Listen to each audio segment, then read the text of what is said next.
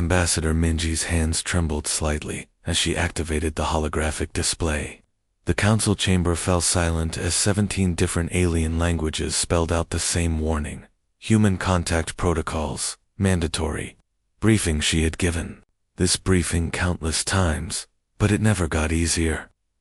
Representatives of the newly inducted species, she began, her translucent blue skin catching the artificial light. What I am about to tell you will change how you see the universe forever. The assembled aliens shifted in their seats.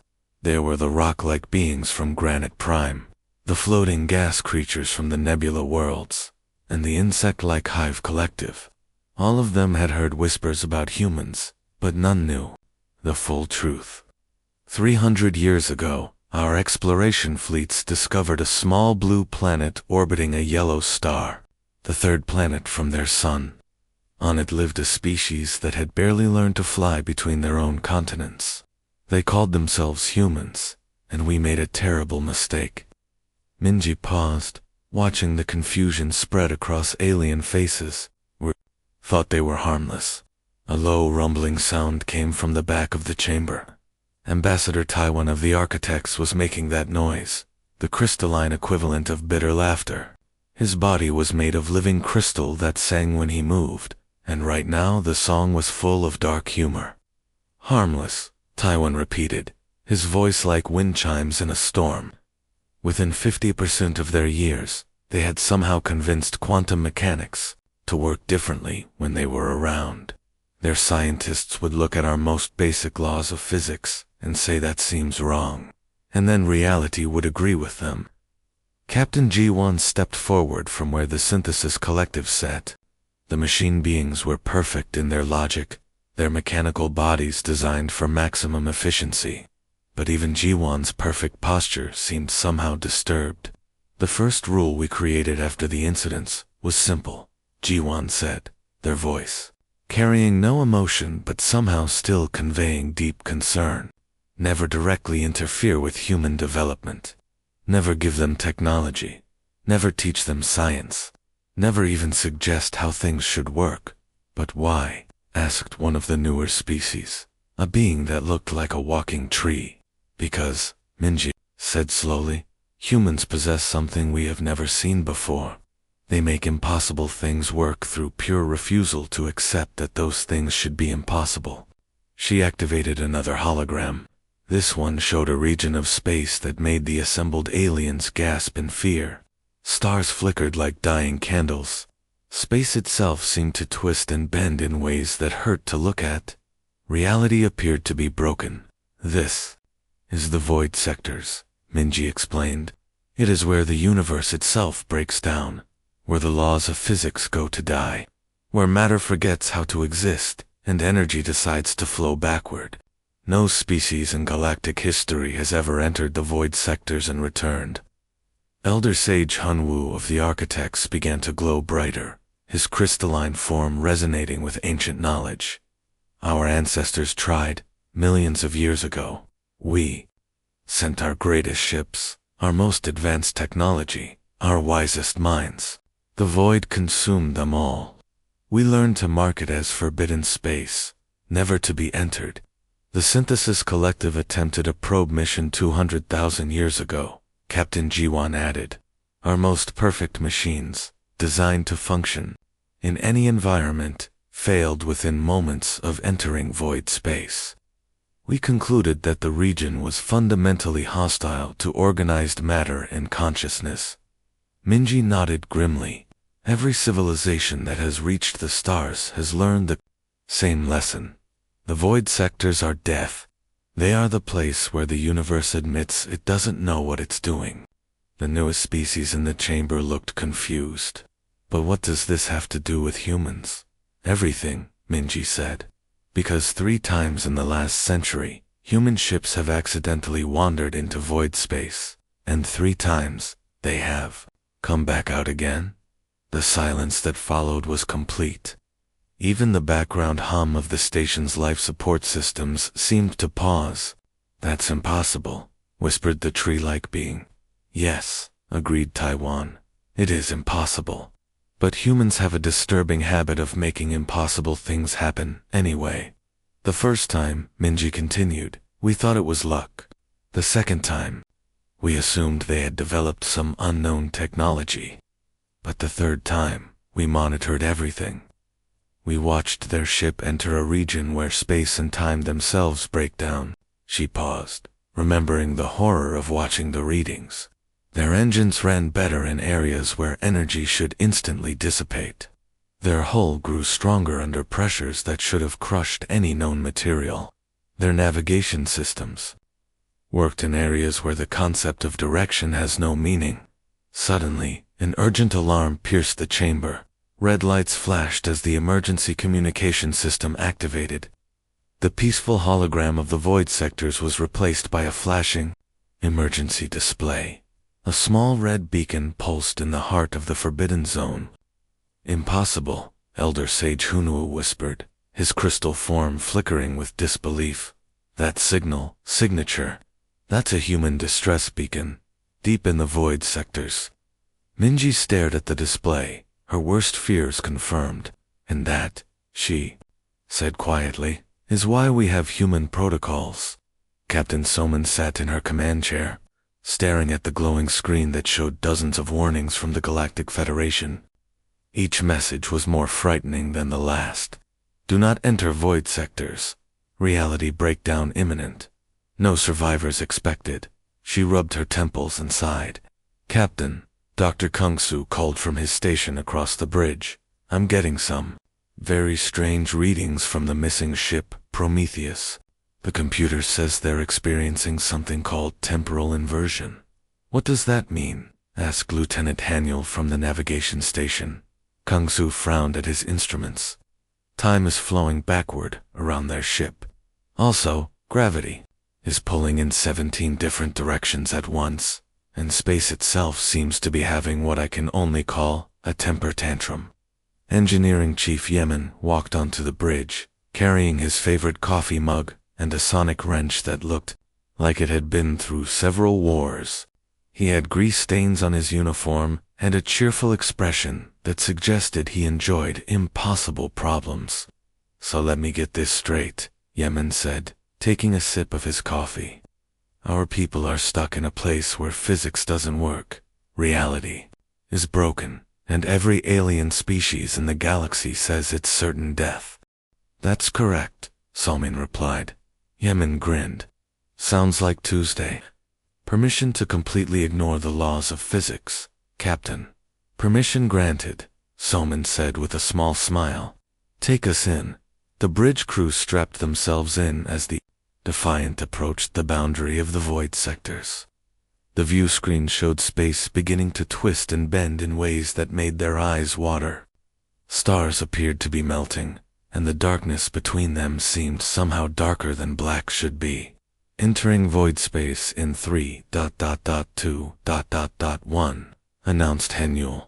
The ship shuddered as it crossed the invisible line into forbidden territory. Immediately, warning alarms began sounding throughout the vessel. The lights flickered, and strange humming noises came from the walls. Engineering report, Solman called. Yemen's voice came through the communication system, sounding puzzled, but pleased. Captain, this is weird. Our engines are running better than they ever have. The fusion reactor is producing 30% more power, and the warp core is humming like a happy cat. Dr. Kung-Su stared at his readings in confusion. That's impossible. According to Federation science, our engines should have shut down the moment we entered this space. Energy is supposed to dissipate instantly here. Well, said Yemen cheerfully, maybe Federation science needs to have a chat with our engines. They seem to have worked out a different arrangement with reality. As the Defiant moved deeper into the void sectors, more impossible things began happening. The hull plating, which should have been crushed by the strange pressures of broken space, instead grew stronger and more resilient. The navigation systems, which should have failed completely in an area where direction had no meaning, began working better than ever. How are we navigating, Salman? Asked Lieutenant Haniel. Haniel looked embarrassed. Honestly, Captain, I'm just pointing us toward where it feels like we should go. The computer keeps saying navigation impossible, but then helpfully suggests a course anyway. Dr. Kunsu was running diagnostics on every system he could think of. This violates everything we know about how the universe works. It's like reality is bending over backward to accommodate us. Maybe it's just being polite, suggested Communications Officer Do-Yan from his station. Meanwhile, light years away, in Federation space, High Admiral Sun Wu of the Synthesis Collective was monitoring the human ship's progress with growing alarm. His perfect mechanical mind was having trouble processing what he was seeing. Emergency transmission to the Federation Council, he announced to his bridge crew of equally perfect machines. The humans have entered the void sectors. Expected outcome, total destruction, replied his tactical officer. Negative soon, said staring at his readings. They're not just surviving. They single quotes improving the void, making it work properly. This violates every known principle of reality maintenance. Back on the Defiant, the crew was settling into what they were starting to think of as routine, impossible behavior from the universe around them. The ship's coffee maker was producing the best coffee anyone had ever tasted. The artificial gravity was somehow more comfortable than normal gravity. Even the recycled air smelled fresher. I'm detecting the Prometheus, announced sensor operator Min-Jae. They're about 2 hours away at current speed. But Captain, the readings are very strange. Strange how? Soman asked. They appear to be existing in several different time periods simultaneously, Min-Jae replied. Also, their ship seems to be inside out, right side up, and upside down, all at the same time. Yamin's voice came over the intercom again. Captain, I'm reading those same signatures.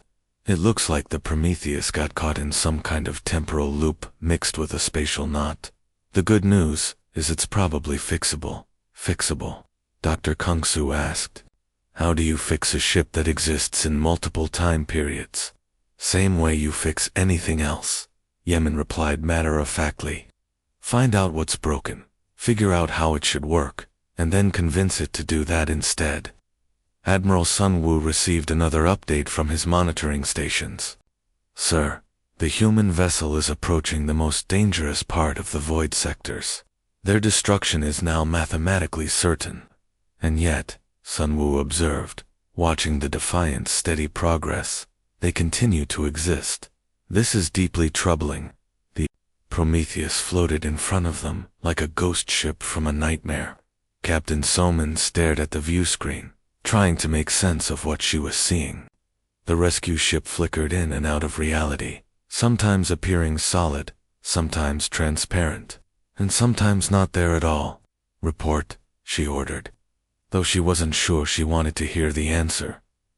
Dr. Kung-Su ran his hands through his hair as he studied. His instruments.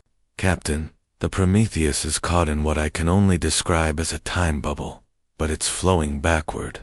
The crew is experiencing effects before their causes happen. They're living their lives in reverse order, while also living them forward. At the same time, Lieutenant Haniel looked confused. How is that even possible? It's not, Kung-Su replied, which is probably why it's happening. The void sectors seem to specialize in impossible things. Engineering specialist Minho joined them on the bridge, carrying a toolbox that looked like it had survived several explosions. So what's the plan, Captain? How do we rescue people who exist in backward time? Dr. Kung-Su studied his readings for another moment, then shrugged. Well, that's obviously broken. Minho, hand me the quantum calibrator. Minho looked down at his toolbox and pulled out a large wrench covered in grease stains. You mean this?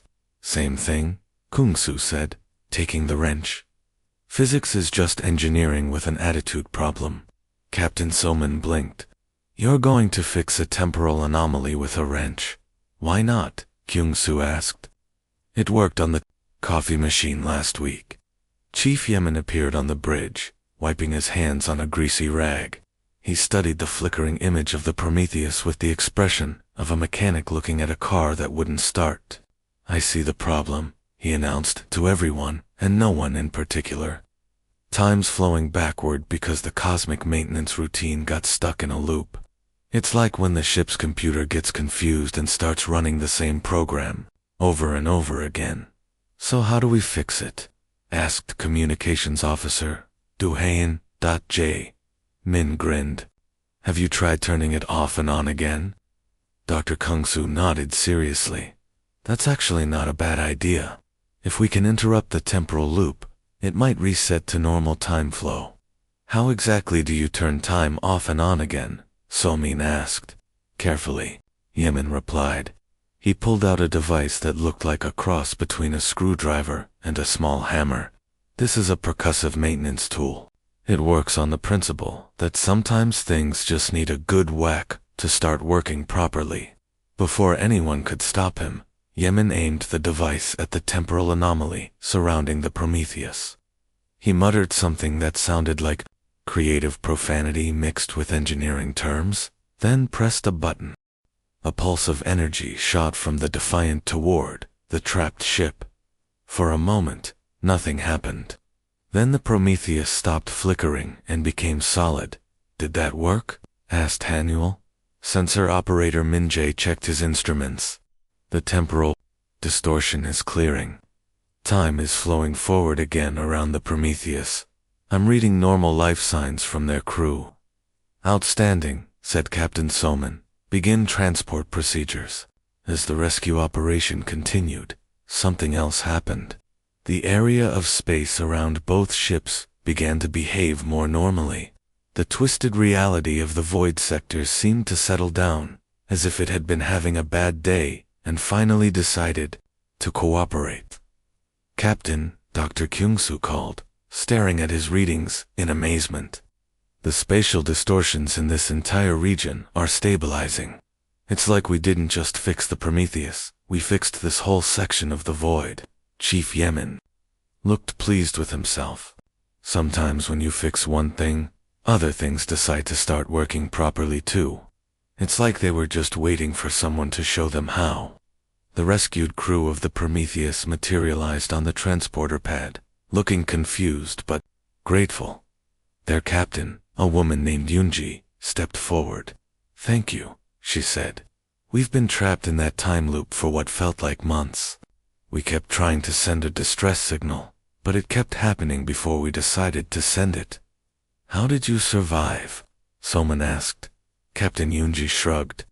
We treated it like any other engineering problem. Our chief engineer kept insisting that time was just another system that could malfunction, so we tried to fix it. We didn't have much success until you showed up.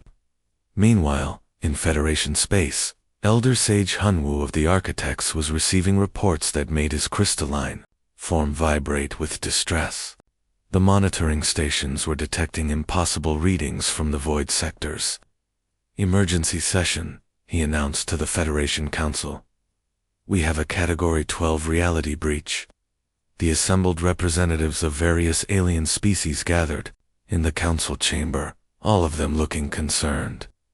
The humans have done something unprecedented, Hunwoo reported. They have not only survived the void sectors, they have improved them. They've taught entropy to be polite. They've convinced chaos to organize itself. They've made the impossible behave reasonably.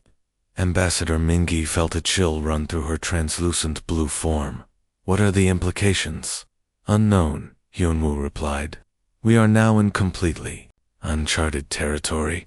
The humans have broken the fundamental rule that broken things must stay broken. Back on the Defiant, Captain Soman was reviewing their mission report. 2 ships rescued, 1 temporal anomaly repaired, and an entire section of chaotic space convinced to behave itself. Just another day at the office, she murmured. And somehow, that made it even more terrifying.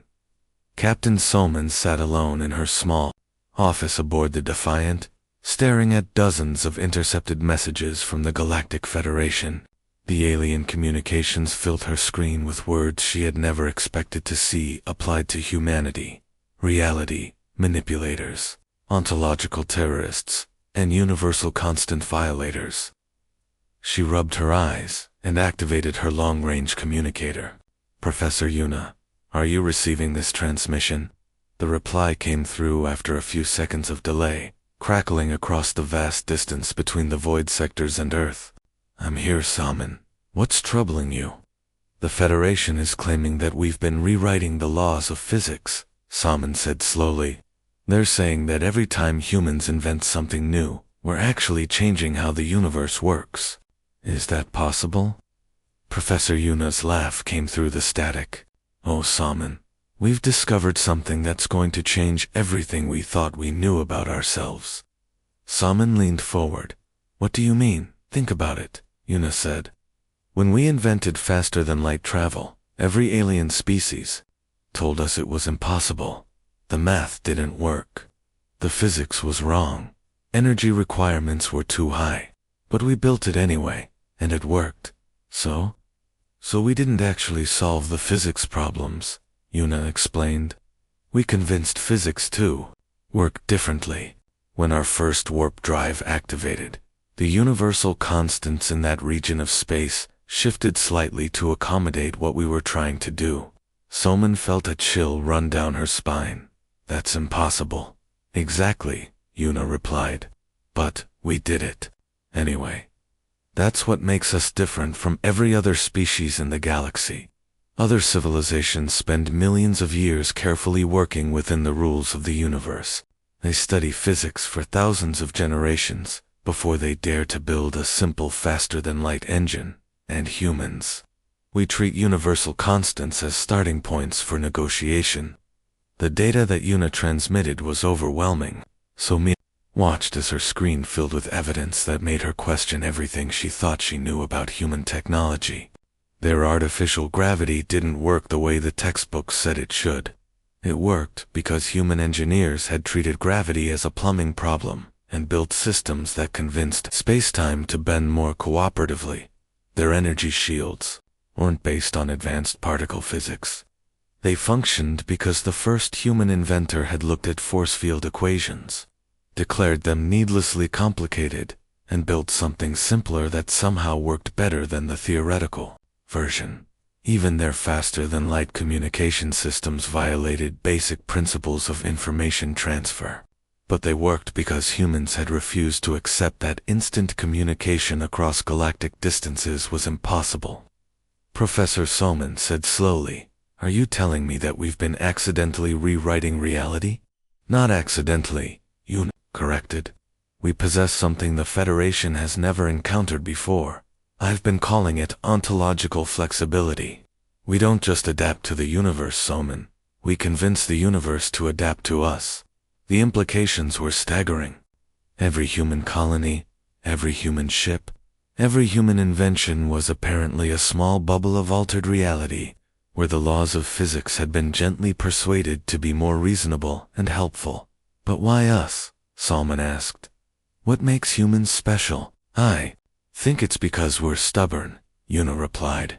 "Other species accept that things are impossible and work around those limitations. Humans look at impossible things and think that seems inconvenient, and then find ways to make them possible. Instead, while Captain Salmon was having her revelation, the effects were rippling across the galaxy in ways that terrified the Federation's most ancient and powerful species, the ethereal beings of pure energy who existed in a state that should have been impossible, discovered that regions of space where humans lived were becoming more stable for energy-based life forms. Their impossible existence was becoming less impossible, more sustainable, easier to maintain. Captain Juwan of the Synthesis Collective filed a report that would have been humorous if it weren't so disturbing. The perfect machine minds of the Synthesis were developing something their creators had never programmed into them: creativity. Their logical processes were becoming more intuitive, more flexible, more human. But perhaps the most shocking change was happening to the architects. These ancient crystalline beings had existed for millions of years as perfect geometric forms, following mathematical principles with absolute precision. They had no emotions, no subjective experiences, no individual personalities, until humans started living near their space. Elder Sage Hunwu noticed it first. His crystalline form, which had maintained the same perfect mathematical proportions for 3 million years, was developing small asymmetries, decorative patterns that served no functional purpose, individual characteristics that made him different from other architects. He was developing what he could only describe as feelings. The emergency session of the Federation Council was unlike any in galactic history. Representatives from dozens of species gathered to discuss a problem they had never imagined possible. Reality itself was becoming more flexible, more accommodating, more human-friendly. "They're not conquering the galaxy with weapons," Ambassador Minji reported to the assembly. "They're conquering it by making it more convenient to live in." Elder Sage Haiyan-Wu's crystalline form flickered with what he was learning to recognize as worry. "The question is no longer whether we should restrict human expansion," he said. "The question is whether we can restrict human expansion, or if the universe itself has decided to help them." Back on the Defiant, Captain Soman ended her communication with Professor Yuna and sat back in her chair. Outside her window, the void sectors looked almost normal now, as if the chaotic region of space had decided that being chaotic was too much work. She activated her ship's intercom. "Dr. Kungsu, report to my ready room." When he arrived, she looked at him seriously. "I have a question. When you fixed that temporal anomaly with a wrench, did you know it would work?" Kungsu shrugged. "Not really, but it seemed like the kind of thing that should work, so I figured it was worth trying." "And that doesn't seem strange to you?" "Not particularly," he replied. "Most problems are fixable if you approach them with the right attitude." Soman nodded slowly. That, she realized, might be the most terrifying thing any human had ever said. The emergency alarms across the galaxy all began screaming at the same time. On every Federation world, every space station, every ship, the same terrifying message appeared: universe ending, entity detected, evacuation impossible, prepare for total reality collapse. Captain Soman was drinking her morning coffee when the transmission reached the Defiant. She read the message twice, sighed deeply, and activated the ship's intercom. "Dr. Kyung-soo, please report to the bridge. We have a universe-ending entity that needs our attention." Kung-soo arrived within minutes, already carrying his toolkit, and looking mildly interested rather than terrified. "What kind of universe-ending entity, Captain?" "According to this report, it's something called the entropy. It emerged from the dead regions beyond known space, and it's trying to return everything to primordial chaos. The Federation's entire combined fleet can't even get close to it." Kyung-soo nodded thoughtfully. "Ah, classic entropy malfunction. What are the symptoms?" Somin read from the report. "Reality-consuming field, matter dissolution, time decay, and the complete breakdown of cause and effect within a 50 light-year radius that's expanding at near light speed. Definitely a malfunction," Kung-soo agreed. "Yemen, we're going to need the cosmic-grade coffee and the universal wrench for this one." Chief Yemen appeared on the bridge, carrying an extra-large thermos of coffee and a wrench that looked like it had been built to fix planets. "How big is this entity?" "About the size of a small solar system," Soman replied. "We might need 2 cups of coffee each," Yemen said seriously. Meanwhile, across the galaxy, the Federation's greatest military minds were holding emergency meetings. High Admiral Sun Wu of the Synthesis Collective had assembled every weapon, every ship, every technological marvel they possessed. The combined firepower could destroy entire star systems. "Fire everything," he ordered. The attack lasted for 6 hours. Quantum torpedoes, reality stabilizers, dimensional bombs, and weapons that existed in 17 different universes simultaneously. When the smoke cleared, the entropy was completely unharmed and had grown larger. "The entity appears to feed on organized energy," reported the tactical officer. Our attacks are making it stronger. Evacuate all Federation space, Admiral Sunwoo commanded. We have failed. On the Defiant, Captain Soman watched the Federation fleet retreating at maximum speed. Well, I suppose it's our turn. The human ship approached the entropy alone. The entity was terrifying to look at, a writhing mass of darkness that seemed to eat light itself. Space around it twisted into impossible shapes, and the stars nearest to it were aging millions of years every second. Fascinating, said Dr. Kung Su, studying his instruments. It's not actually trying to destroy everything. It's stuck in a loop. Chief Yemen was examining the entity's energy patterns on his engineering displays. I see the issue. This thing has a blown fuse in its cosmic recycling system. It's stuck in destroy everything mode instead of properly maintain universal balance. So it's broken? Asked Lieutenant Haniel. Everything's fixable. Yemen replied confidently. Dr. Kung Su opened a communication channel and addressed the entropy directly, as if he were talking to a malfunctioning computer. Excuse me, he said politely. I think there's been a misunderstanding. You're not supposed to end universes. You're supposed to clean them up for the next cycle. Someone clearly didn't read the manual. The massive entity paused in its reality-consuming activities. For a moment, it seemed almost confused. See, Kung Su said to the bridge crew. It knows something's wrong.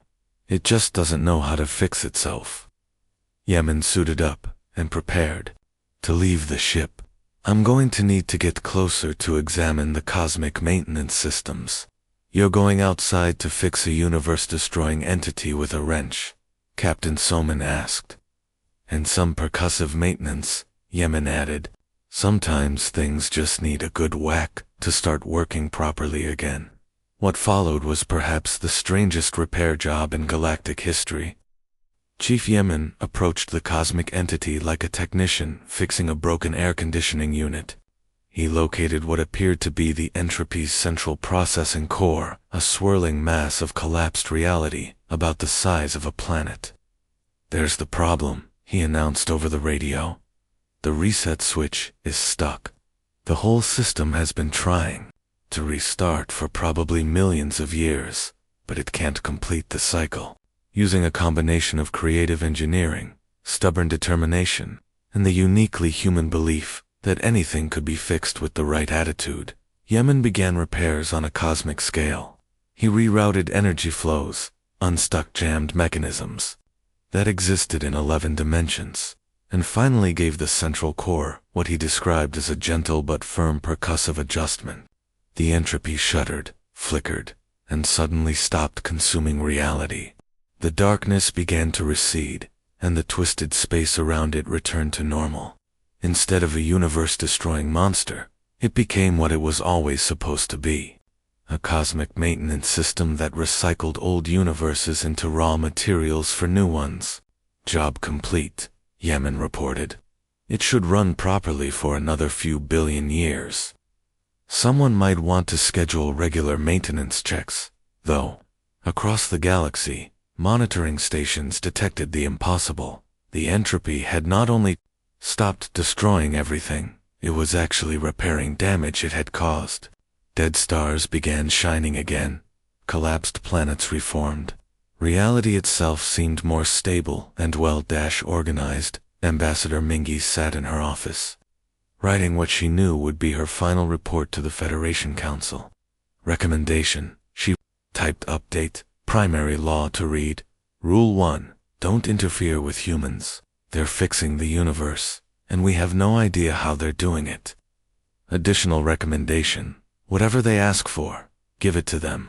They might be the only thing standing between us and cosmic maintenance disasters.